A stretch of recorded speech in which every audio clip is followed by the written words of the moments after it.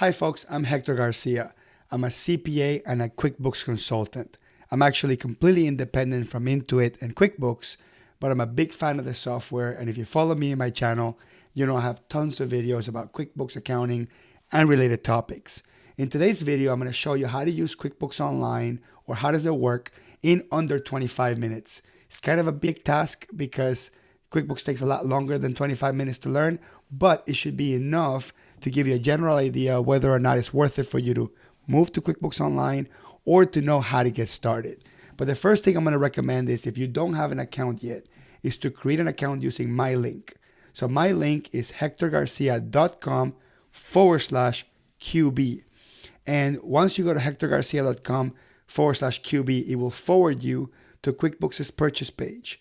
Now, my link will give you a 30-day free trial, and it will also give you a 50% discount if you sign up for the first year. It's the only link that I know that can do that. So I would definitely recommend that if you're going to get QuickBooks Online anyway. Now, once you get to this page, it will ask you for three choices. Do you want to go with QuickBooks Online Simple Start, which is basically just for invoicing and banking, and to have one user working on QuickBooks simultaneously? Then you have QuickBooks Essentials, which is this middle option that allows you to have 3 users working simultaneously plus 2 accountants. And this will allow you to track invoices, bills, and recurrent transactions, which is a really valuable piece of managing your books. And lastly, if you want to track inventory, budgets, job costing, class location tracking, and issue 1099s to contractors, all those features are going to be inside of the Plus edition, which also allows you to have 5 users working simultaneously. So let's go ahead and choose the edition that we're going to go with. Most people go with Essentials, and we'll click on Start Free Trial. Then it's going to ask you to enter an email, phone number, and password, and then click on Sign Up with Email, and then it will create the account and get you started with the setup. Then it's going to ask you for your business name, so Hector Store, and how long you've been in business, 2 years. It lets you know whether or not you need to upgrade from QuickBooks Desktop, and it will take you through the process of doing so if you are coming from QuickBooks Desktop. Let's say I'm not. I'm starting a brand new business in QuickBooks Online, so I'm just going to hit Next. Then I'll ask you for the area of focus. Will it be invoices, bills, tracking inventory, paying employees, etc., etc.? You choose what matters to you. I personally just click All Set and move forward from there. And this is what QuickBooks Online looks like when you first set it up. You're going to see on the left side of the screen, navigation bar. You can click on banking, sales, expenses, and that's going to take you to different areas within the software. Okay, we're going to get there. On the top of the screen, top left, you're going to see the QuickBooks logo. If you click on that, that would not do anything. But if you click on the little icon next to it with the 3 lines, what that would allow you to do is close and open the navigation bar. Only useful if you need more real estate. So get acquainted with that little button there. Opens and close left navigation bar. That comes in really handy. Let's go over to the right side of the screen. We're going to have that create button. It's a little circle with a plus sign that then turns into an X. When you click on it, a window pops up, or a drop-down menu pops up. It's divided into 4 categories: customers, vendors, employees, and other. Every transaction, or most of the transactions you can create within that group, vendors, customers, employees, and other, they will be in this screen. Customers, everybody you do business with that pays you. So you can invoice them, you can receive payments from them, you can do estimates, you can do a credit memo if you're going to refund something from an invoice. You can do a sales receipt if you want to combine an invoice with a payment.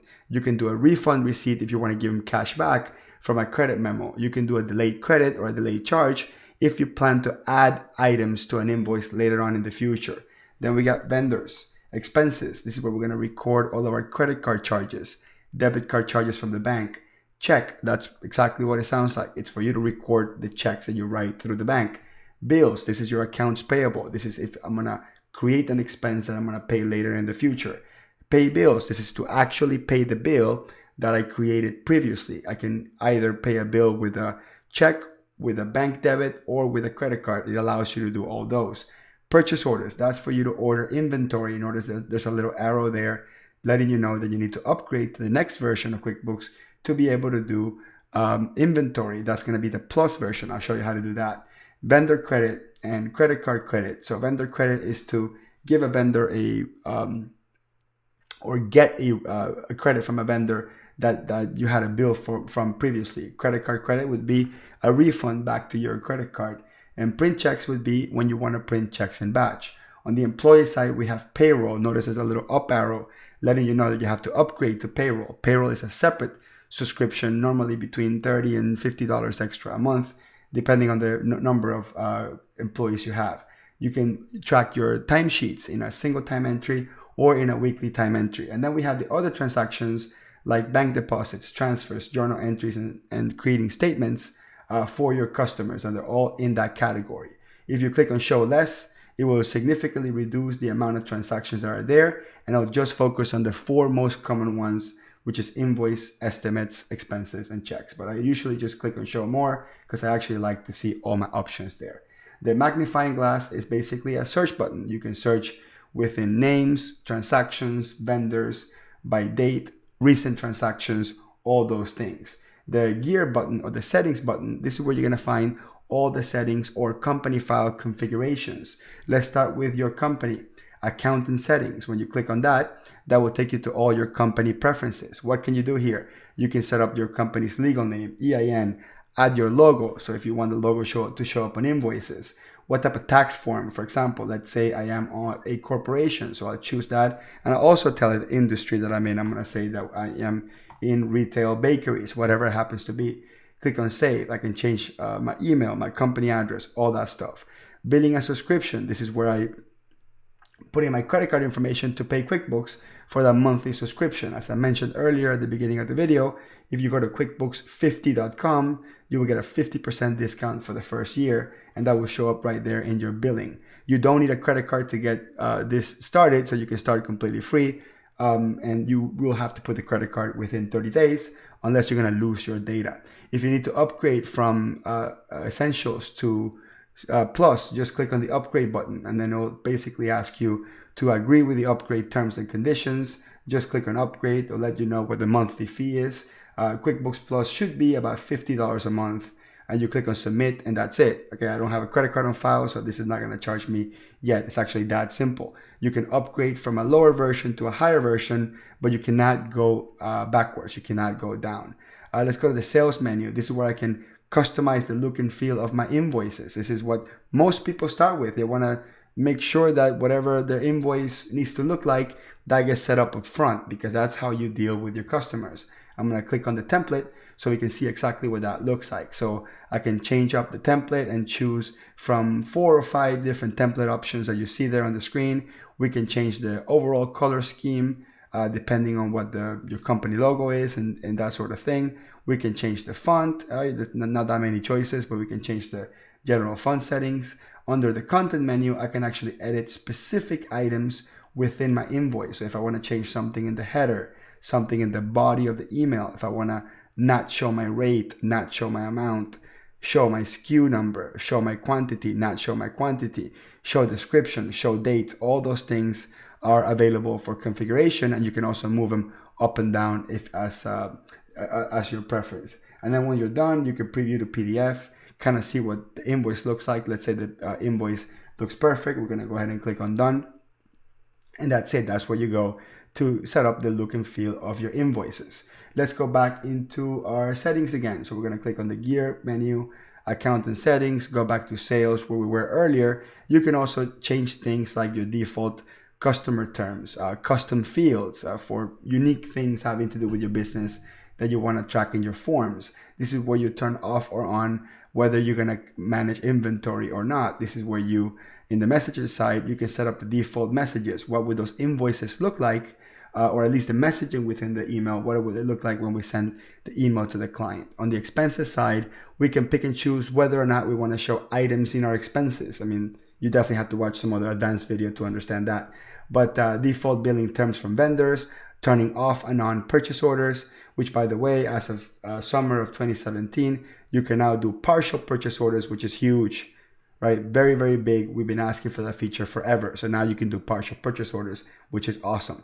Payments, this is where you can click on learn more, basically fill out your personal and corporate information. You will set up a payments account. You're going to be able to have your customers pay you via a credit card when you invoice them. It is amazing.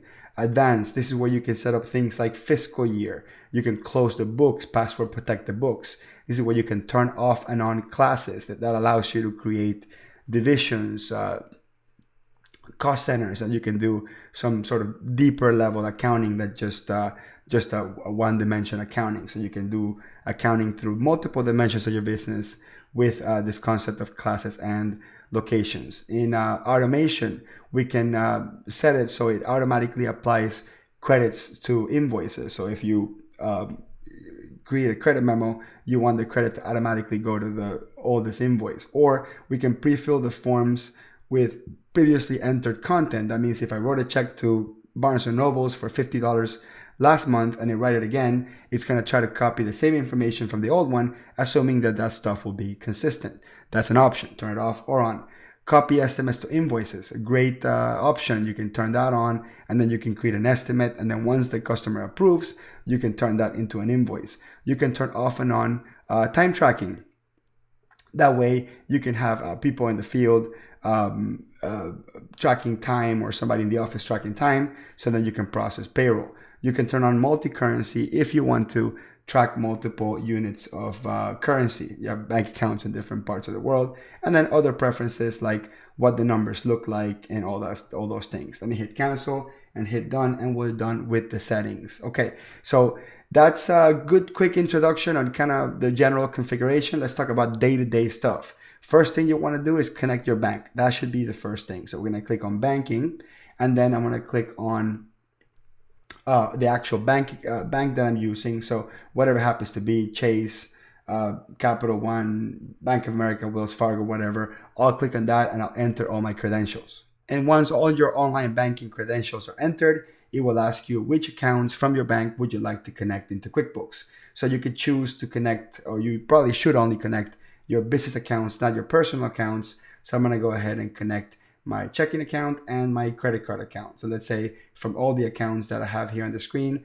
those are the ones that happen to be business. So I'm going to click on connect, wait a few minutes, and then I'm going to see all the transactions come in from the bank into QuickBooks.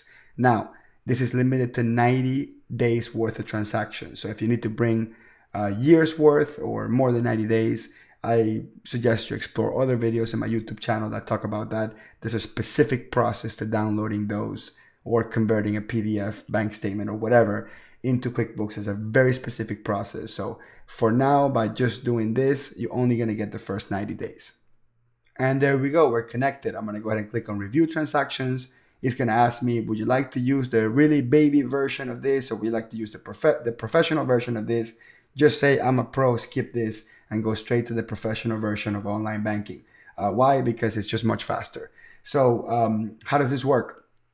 There's another video on my YouTube channel, by the way, that goes into heavy detail about how online banking works. So I'm just going to go through it quickly. I click on the transaction, okay? I type my vendor's name. So I'm going to add the vendor into my database. That means in the future, when this shows up again, that's going to be in my database. I'm going to put in the category, meals and entertainment. If I have different divisions, I will select the class. Let's say that's not the case. I have it there under the add button. That means that's going to add it into my bank register. And then I click on add, done. The transaction came from the bank. I give it a category. It's in my bank register. Let's take a look at iTunes. There we go. Let's type iTunes, click on add, create the new vendor. Perfect. Now that's in my database. Let's say this is not meals and entertainment. This is office supplies and software. There we go. I don't have to do anything else. Click on that, done. It's a beautiful thing. Those are the things that came in through my credit card. Let me click on my business banking. We got some deposits. Now deposits I typically don't want to do through online banking. I want to use an entire workflow. That means invoice, receive payment, match it. Okay, so let's go through that. So let's say, for example, that this $2,250 I got, it's actually from an invoice. So let's go ahead and create the invoice where the money would have came from. So I'm going to click on the create button in the top right, go to invoice, and then on the left side of the screen, I'm going to select my customer's name. If my customer is already in my database, that would be part of my list. I can search it. If it's a brand new customer, I hit the drop down menu and click add new. So let's put here great customer. Okay, I'm going to click on save. My customer is in my database. Let's say I gave my customer 15 days to pay, so I put that in the terms. Let's say the invoice was back from July 1st. Perfect. And the product that I sold them, by default, you're going to have hours and sales as a default item in there, but you can create all sorts of products and services, and we'll talk about that briefly, for your database, including inventory items. So I'm going to click on hours, and let's say, for example, that I paid $100 an hour for 6 hours.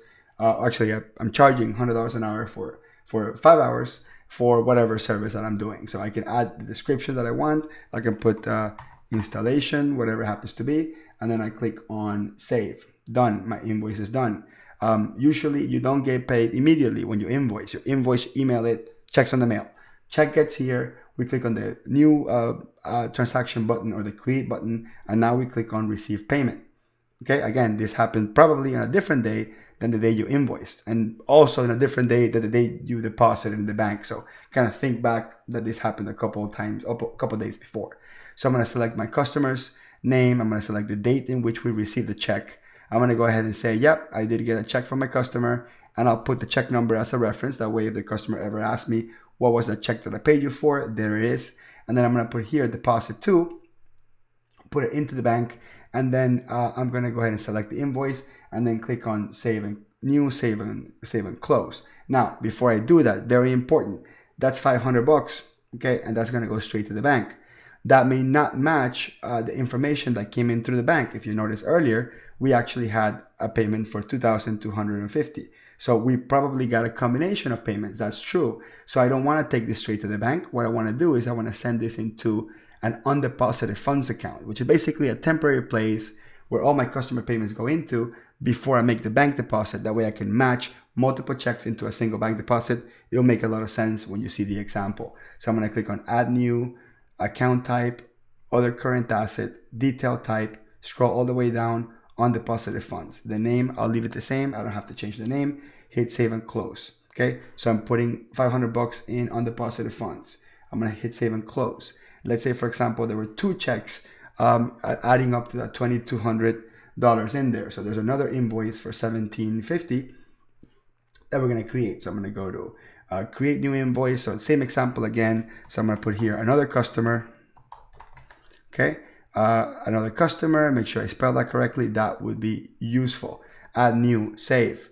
Invoice date. Select the invoice date that I did it. What was it that I sold them? I sold them something. How much was it? $1,750. Done.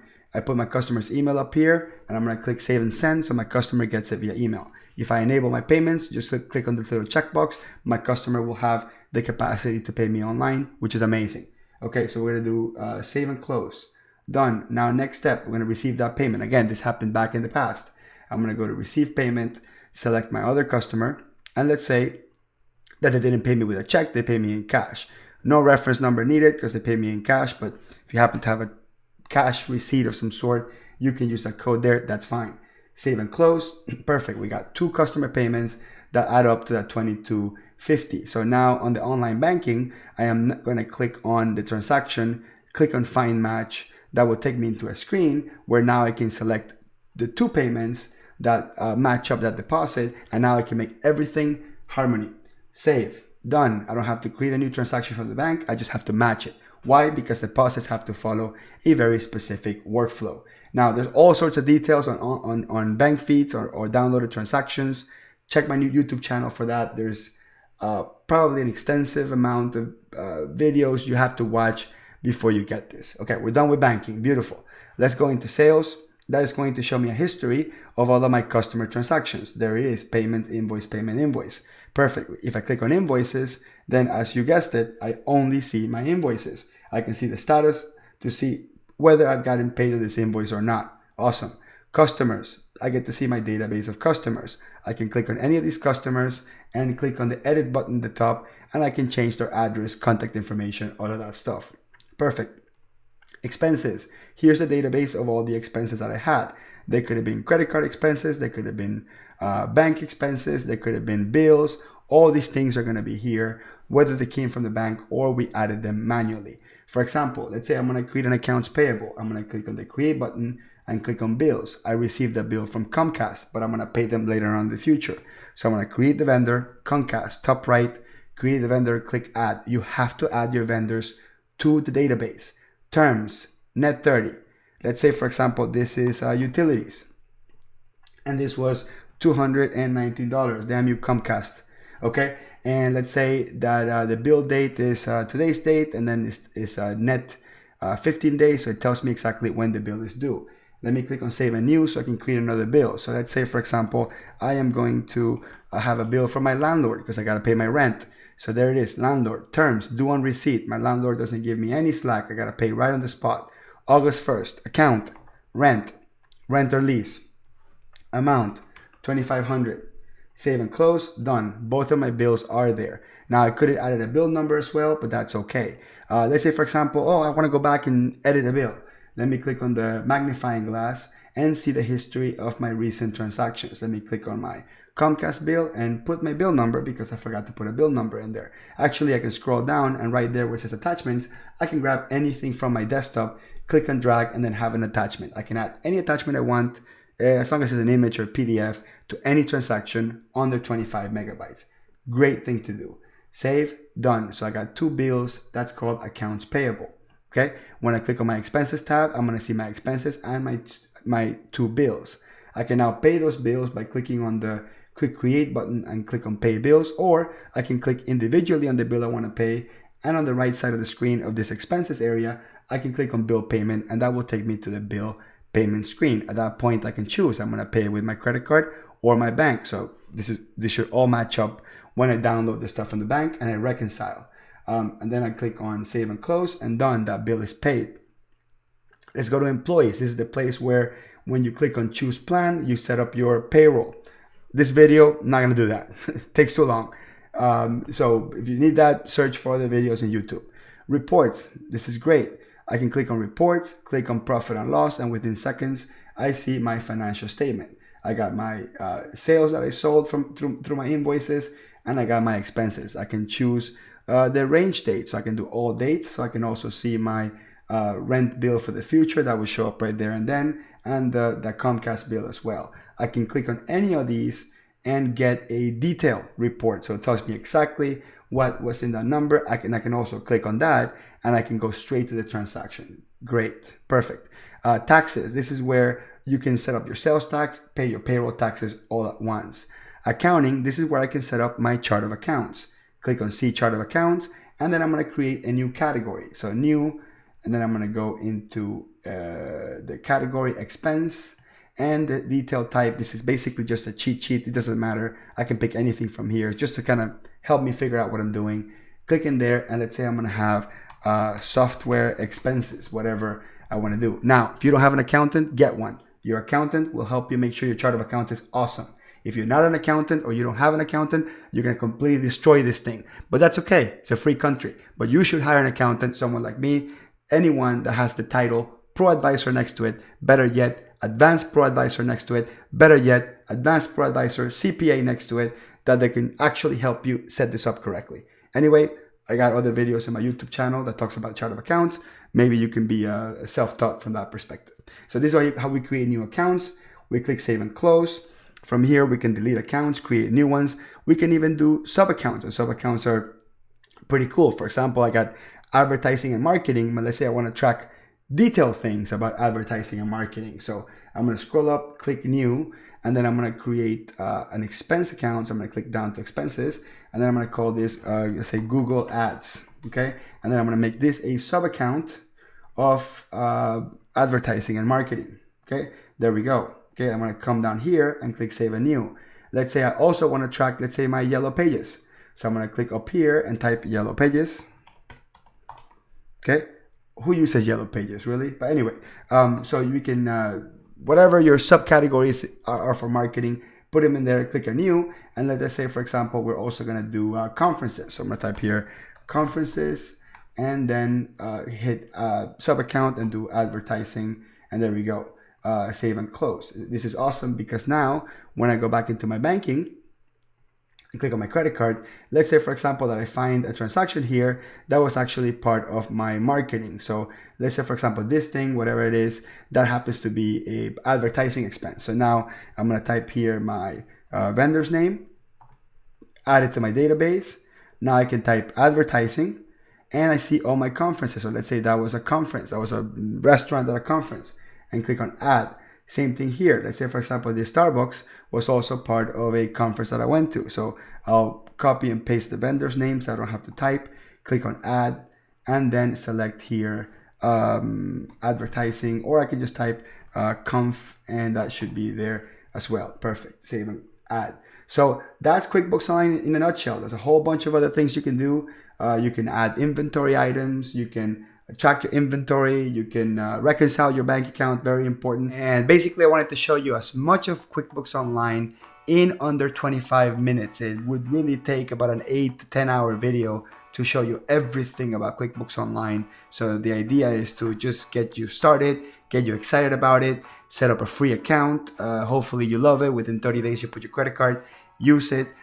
Check out my YouTube channel. I'm gonna create a whole bunch of videos this year on QuickBooks Online, but I need to know what you want to see. So click like, click subscribe, and add in the comments what you want to see. Again, hit like, click on subscribe to my channel so you get notifications of the new videos, and down low, tell me what I want to see. Hector, show me how to reconcile. Hector, show me how to do inventory. Hector, show me how to do bill payments. Hector, show me how to print checks. Put it below so I can know what videos to make. Hit like, subscribe to my channel, enjoy QuickBooks Online.